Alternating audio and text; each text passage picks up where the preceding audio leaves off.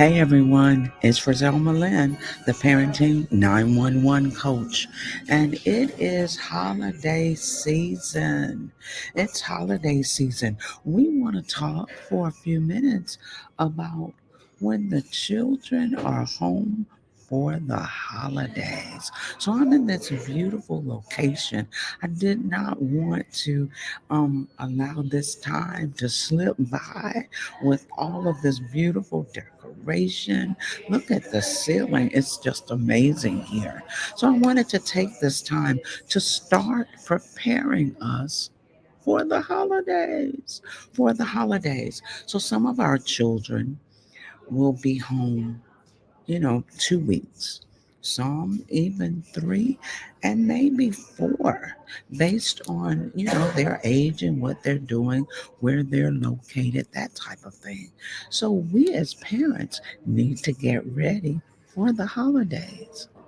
Now, I know, many of us get very anxious. We freak out when it comes time for the holidays because we know the children will be at home. And it's like, oh my gosh, what am I going to do with them? What am I going to do with them for 2 weeks, 3 weeks? Ugh. But calm down. Remember, parenting is always from a calm place. Always. It's always from a calm place of realizing that you are the one in authority, realizing you are the one that's the leader, that's the influencer at home. So just calm down and let's make plans. Now I always tell parents when things get a little out of sort, a little chaotic, most times it's because we don't have a plan. Most times it's because we have not organized anything. Things are not in any order. We're just allowing them to happen. So let's start making some plans for when the children are home for the holidays. We want to enjoy, and we really, really, truly want them to enjoy. And we want the family unit to enjoy each other, come together, do some family things. And I think it's a perfect time for us as parents to work on consistency with our children. What a great time to work on consistency. Consistency with discipline, with structure, with communication, with learning to let our hair down, so to speak, and have fun with our children. So, in this story I'm about to tell you, it really touched my heart. I was talking with a parent, and this was a virtual meeting. So, in the conversation, she said her child had a great rapport, great relationship with one of the grandmothers, the maternal grandmother. And she said, oh, they get along so well. They laugh and talk and they play and they have their own little handshake, their special little handshake when they see one another. And they FaceTime one another and come up with jokes. And they just have this great time together. And the mom said, she said, I watch them and I know that when my daughter is with her maternal grandmother, they're having fun. It's a safe space. I don't worry about it. And I watch all the stuff they do. And so in the conversation, she just kind of said that and moved on. Well, I brought her back to that point and I said, so tell me, what type of relationship do you have with your child? What type of relationship do you and your daughter have? Do you all talk, and laugh? Tell me about that. And she said, well, I'm not really the fun kind of person. I don't really laugh and talk and giggle and all of that.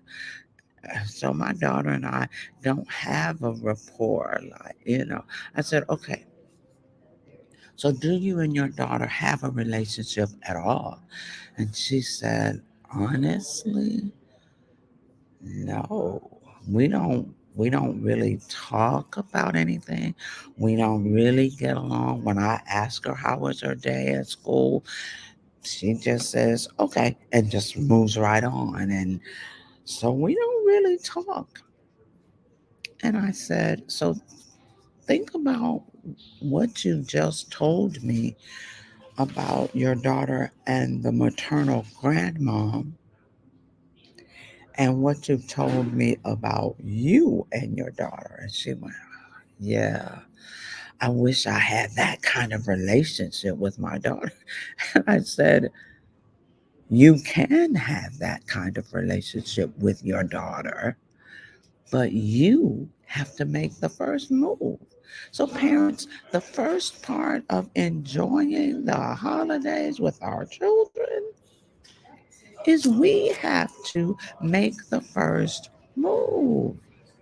So I said, if what your mom is doing is working, then why aren't you following suit? Why aren't you doing what you see is already working? You don't have to invent anything. You don't have to reach out for somebody else to tell you. Just follow what you see is already working. So your mom has a great relationship with your daughter, who is let's say 8 years old. She has a great relationship with this 8-year-old. And you watch it. You've watched it flourish. You know how to do it because you've seen it. It's like watching a training session and they show you step by step what to do. So you know what to do. Now it's up to you to do it so that you can build your relationship with your daughter. So I said, take one thing that your mom does with your daughter that you see your daughter enjoy. She just the light is all over her. She just glows when your mom does this. What is one thing that you see happening? And so she told me, she said, well, my mom will always, give her this special little hand clap. And when my daughter does something that's really nice and kind and special, my mom, she's going to always, rub her back or give her a high five and say, give grandma a hug because you're being, so kind or whatever. And she says, my daughter just eats that up. I said, so let's start doing that. You start doing it. Now, understand, you can't do the exact same thing that your mom does, but you can use the same principle. All right. So, yeah, you can say, okay, I see you and mom have this wonderful handshake. She said, huh. Well, I like to dance. I like to sing. I like to do riddles. I don't know, whatever that thing is. Say, well, why don't you and I come up with a special dance, a special little song, and it'll be ours. So you have to use the principle, use what you see as working, and then make little tweaks in it to make it yours. All right. So finally, the mom who is not a fun person and doesn't like, being happy, doesn't know, she really doesn't know how to be happy. And her daughter is a happy person. She has just a happy, joyous personality. Mom has to realize, you as a parent, you have to come out of the I'm not that. No, you have to come out of that comfort zone And you have to do what it takes to build a relationship. This is about building a relationship. And so in building anything, there are adjustments that have to be made. In building a building, that's why there is a plan. And you go and make adjustments to the plan as needed. Well, now we have children. And yes, we might have been these, shy people or unhappy people or, wallflowers or these over the top kind of people. We have to study our children and then build a relationship based on their personality and our personality and find a spot where the personalities meet. Find that sweet spot, so to speak, where the personalities meet. Now, yeah, obviously, the maternal grandmother and the granddaughter, their personalities are probably close to one another, close to the same. And so grandmother doesn't have to do as much tweaking with that granddaughter. But listen to me, I'm a granddaughter. A granddaughter. I am a granddaughter. Actually, I'm the youngest granddaughter. I am a grandmother of 8 grandchildren and even a set of twins. All of them have different personalities. So, in studying each one of them from birth, I know what I need to do to build a rapport with them, and I have a good relationship, great relationship with each one of them because I know them. I know which one needs that extra pat on the back or that extra hug. I was thinking about the oldest two this morning. One of them, that's why we're in this beautiful place, because she's here at the College of Charleston and had a performance and wanted her big daddy and I to come and be a part of it. And here we are. And it was an amazing performance, just amazing. And she just kept looking our way and giving us these smiles. And so afterwards, we had an opportunity to just kind of hang out with her, not for long, but for, several minutes, 30 minutes, 40 minutes. And when she got to us, the hug. Now, she's not one that just melts into your arms with her hug, but her hug is firm. Her hug is firm, and her words in my ear were, "I love you so much, Grandma." And this is a college student. This is a young adult. That comes from building a relationship. So while your children are at home, make sure you work on the relationship with them. Tweak that thing. Come on now. You're the parent. Tweak that relationship. What areas do you all need to work on? Is it having a deeper conversation? Is it your listening skills? Is it just taking a few minutes out of your day and just sitting quietly with them? Maybe that child is your quiet child. Why not sit quietly with them? Even if you are a talker and you want to fill every second of of your waking time talking, no, well, tweak, pivot. That's what I tell parents often. Pivot, pivot. And if they love sitting quietly, then go and sit quietly. They will appreciate the fact that you came and just sat quietly with them. Yes, we had to travel, several hours to get here, but it was so amazing.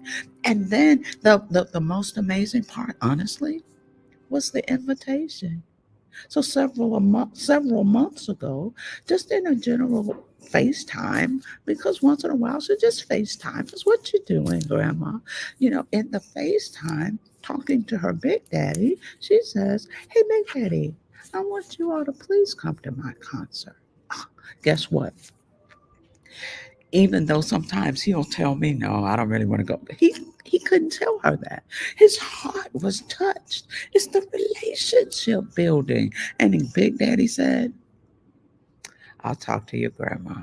We'll try to be there." I thought, oh my, yeah. So it was the invite because she wanted us to come. So we got to make sure over the holidays, let's strengthen our relationships with our children, each one individually, and then overall as a family unit. Now, that means you're going to have to spend some time with each one of your children. I tell parents all year, you need to, on a weekly basis, spend about 15, 20 minutes, just you and that child. Just you and that child. Yes, you may have two, three, seven, 8, 10, but during the week, spend 15 minutes with each child. Not doing what you want to do. Remember, this is relationship building, but doing something that your child enjoys. Doing something that your child can just enjoy being in your presence. Relationship building. So if it's playing a game, play a game. If it's watching a movie, watch the movie. At least 15 minutes of it. Okay? If it's talking or laughing or taking photos, selfies, doing a video together, TikTok, whatever, based on what that child enjoys, be a part of that for 15 minutes at least a week. And then as a family, come together, set up your own new traditions. Come together and do something every week or every 2 weeks that's just for you and the children. All right. One of the things we would do in the summer, we would try to get all of the grandchildren during the summer, at least for a couple of weeks, all of them. Sometimes that would turn out to 3 weeks or 4 weeks. Um, but having them all together as a family unit with us was a great way for us to bond. So we bonded with each one individually, and then we bonded with all of them collectively as a family. So I would have a theme for the summer. Yeah, I'm that kind of grandma because I know that families need to have organization. So I would have a theme. And one summer, the theme was everyone in this house has to be sweet, kind, and nice to everyone else in this house. Now, when you have 10 people in the house and they don't live together on a regular basis because we had children from of grandchildren from different children living in different houses with different rules. And then on top of that, we had our house rules. So we had to come together and learn how to be sweet, kind, and nice to everybody and follow all the rules. All right. So this holiday season, let's try to organize things a little bit better in our house, in our home. Routines and boundaries are absolute. You need them in your home on a daily basis, not just for the holidays. You need them for your sanity and you need them for the children's safety and the children's sanity. When the children know what to expect, when the routine is consistent, it brings calmness to them when they already know that each morning we get to sleep late. We get up at 9 o'clock over the holidays. Okay, we get to sleep late. We get up about 9, but you do need to have a time for them to get up. If they're teenagers, you might say you get up at 11. And then you might have a little one that loves getting up at 6 o'clock a.m. Well, then you need to get up at 6 o'clock a.m. I know, yeah. But remember, we've got to tweak some things. Even if they're uncomfortable for us, we've got to tweak some things. And how wonderful it would be to get up at 6 a.m. with that one little person. Like me, I was that 6 a.m. person as a child. Well, I still am, yeah, early in the morning. So how wonderful it would be to set your clock, your alarm, to get up at 6 a.m.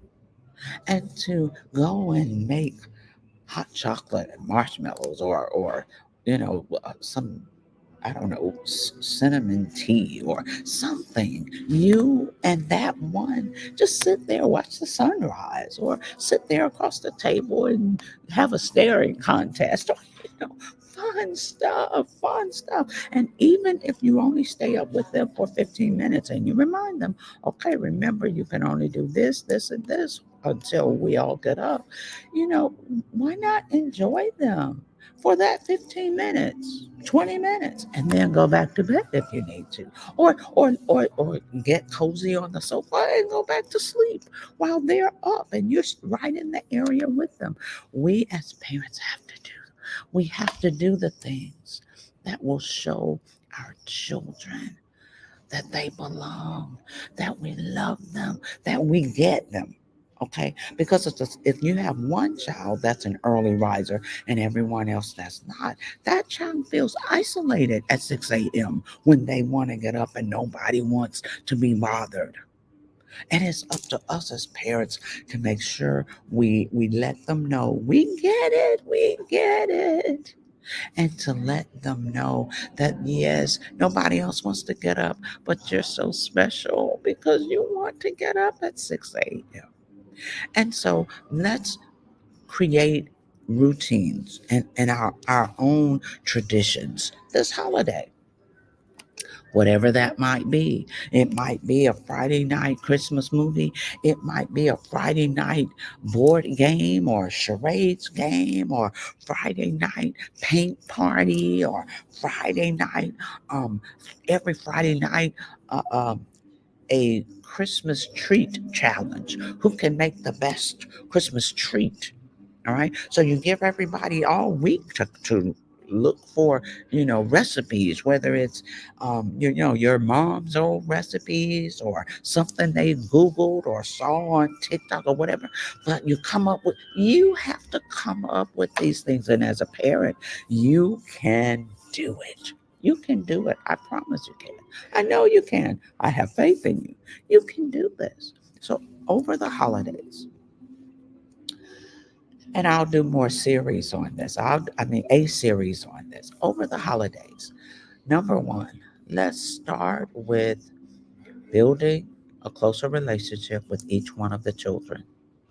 Spend 15 minutes a week with each one, and family time each week with each one. Let's study them. If you know their personality already and it's not yours, then tweak yours to make sure you bond closer with them.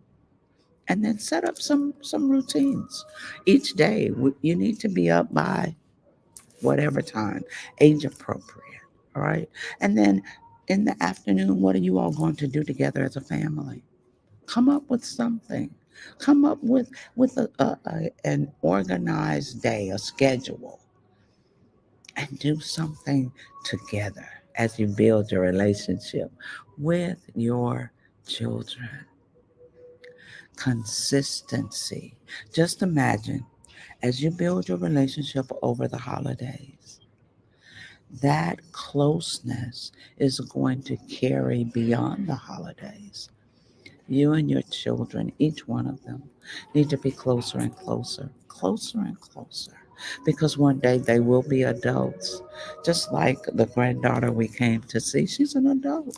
She's 21. but she'll still just FaceTime us. Sometimes she'll FaceTime me and say, "Okay, Grandma, I just need a few minutes. I'm wearing this outfit. I want you to tell me what you think. Does this look good or is it really too, you know?" That's because we have built a relationship all of our life. So start building a relationship. And if you already have one, tighten it up over the holidays. Tighten it up over the holidays. Oh my gosh. Make this time great for you and your family. Do some things together. Now I'll end with this part. Make sure everything you do is not about you. Parents, we do that so much. We make every little thing about us. We want to do this. We like to do that. No, no, no, no, no. That's the part about building a relationship. You have to give and take. You've got to do something your child enjoys too. So, one of my older videos, you can go to the YouTube channel, the Frizelma Teaching Parents YouTube channel, and watch the video that's entitled At the Table. Just keep scrolling or type in the search bar At the Table. At the Table is learning how to have a family meeting. We need to learn how to have those.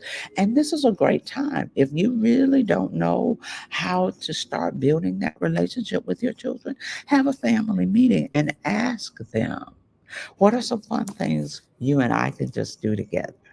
What's something you wish your family did that we don't do? You know, ask them. And sometimes they'll give you a full list. Sometimes they may say, I don't know, I don't know. You know how children are. But keep digging because there's something that they want to do. There's something they wish you all could do together.